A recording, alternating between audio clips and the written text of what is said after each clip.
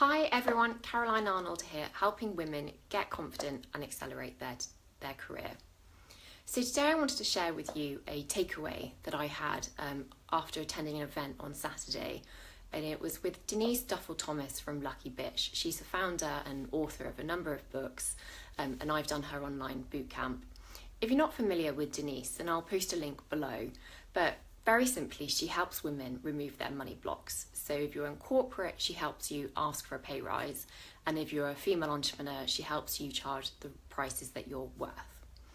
So my takeaway that I wanted to share with you is what scares me today won't scare me tomorrow. So just take a moment and just say that to yourself and see what comes up. What scares me today won't scare me tomorrow. Is anything coming up for you? What are you putting off? And I've got a couple of tips if you are putting something off to help you get that done.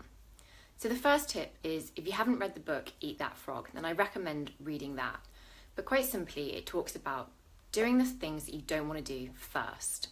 So if you're doing an email maybe to your team that you don't want to write, then just get it out there and press send, and then you can focus on everything else you need to throughout the day. If you leave it to the end of the day, then you're just going to spend the whole day worrying. You'll do kind of the smaller tasks that may not be adding value. And at the end of the day, you'll come to this one task that you've been trying to do or meaning to do all day, and you'll be tired, you might be hungry, you might be irritated, and you're just not going to be able to concentrate and get it done. So just do it first thing in the morning, get it out of the way, and then you can kind of move on feeling that sense of satisfaction. Second tip is ask for help. And I think as girls at school, we're not kind of taught almost how to ask for help. So I think as women in the workplace, it's a lot harder to ask for help. But ask your boss, maybe ask your team, or ask someone outside of work if you don't want to ask that question. Or even Google, or read a book, or listen to a podcast, but ask someone for help and just get it done.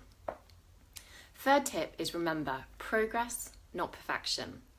And generally speaking, guys are better at this than us women. They'll do a piece of work, submit it, and if there's changes needed, they'll just make those changes and submit it again. Women, generally speaking, we want it to be perfect. We want it for bosses to say that was a brilliant piece of work, no changes needed. But actually, by doing that, you've possibly spent a bit longer on it, and it may actually still need changes. You have to go back and make some changes, and you haven't done anything else. So remember, progress, not perfection. Get that piece of work in, and if changes need to be made, so be it, but at least you've submitted it and got that feedback. If you're putting off something like asking for a pay rise, then I have written a separate blog on that, and I will post a link below. But the blog recommends when to do it, so try and avoid Mondays, because no one's in the best mood on a Monday, and avoid any major deadlines. You know, if there's been a complete disaster at work, don't suddenly say to your boss, can I have a minute? Just wanted to ask for a pay rise. So choose your timing, usually before or after lunch is best. And the blog also talks about what to say. So you want to concentrate on the facts. So has your team grown? Have you increased sales massively or reduced costs? Or have you taken over another area of responsibility? Concentrate on the facts and don't make it personal. So it's not that you want to go on holiday or increase or get a mortgage. It's all about facts. If you're worried about resigning, maybe you've been in your role in company for a number of years and you're worried about how your team and boss are going to feel, and maybe you're worried that they're going to be left in the lurch.